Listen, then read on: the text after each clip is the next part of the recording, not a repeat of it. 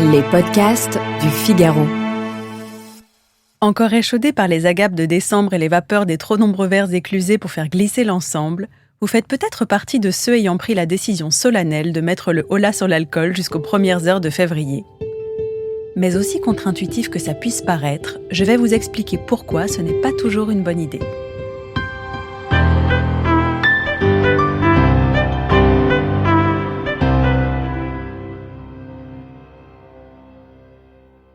Tout d'abord, il faut bien reconnaître qu'il y a quelque chose d'étonnant dans le fait de s'interdire de boire la moindre goutte pendant 31 jours, au regard des 11 autres mois de l'année.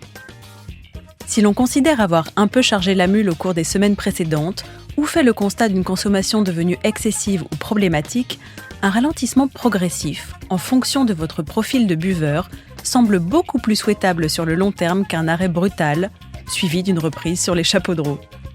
Si vous êtes de ceux qui boivent 1 à 2 verres par jour, quid de passer à 4 verres par semaine, puis 3, puis 2, et de réduire progressivement jusqu'à devenir ce que l'on appelle un buveur occasionnel d'ici à décembre.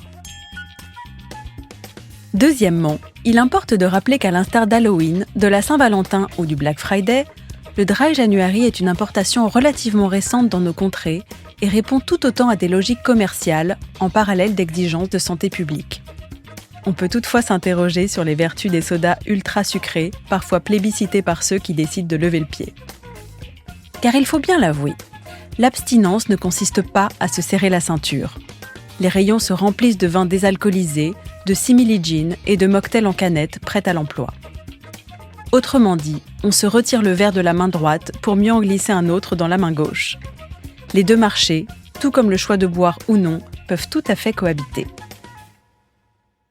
Et puis soyons francs sur la géographie de cette tendance. Le Dry January nous arrive de pays où la relation à l'alcool est, disons, plus tourmentée que la nôtre. Des pays où l'on prône la tempérance le dimanche matin avant de rouler sous la table le samedi soir. Les pays latins cultivent un rapport au vin plus en lien avec l'art de la table, ce qui ne pardonne en rien les excès, mais qui ne justifie peut-être pas la diabolisation dont il fait aujourd'hui l'objet. Il y a aussi, derrière tout ça, une question de responsabilité. À quel moment a-t-on décidé que les adultes étaient incapables de se servir un verre sans finir par danser sur les tables ? Informer, oui. Alerter sur les dangers d'une consommation excessive, évidemment. Mais transformer janvier en pénitence collective avec tableau de suivi suppose qu'il nous serait impossible de dire non sans qu'on nous tienne la main. Enfin, et c'est sans doute un peu triste, réduire le vin à sa teneur en alcool revient à résumer un opéra à son niveau de décibels. C'est oublier qu'un vin est aussi un lieu, une année, un geste. C'est oublier que la différence entre le verre de trop et celui de la simple célébration n'est pas seulement une question de quantité, mais plutôt d'intention et de moment. Je vous laisse y réfléchir, et d'ici là, je vous souhaite un mois de janvier comme vous l'entendez, avec ou sans bulle, avec ou sans remords, mais surtout avec un peu de recul sur les injonctions du moment.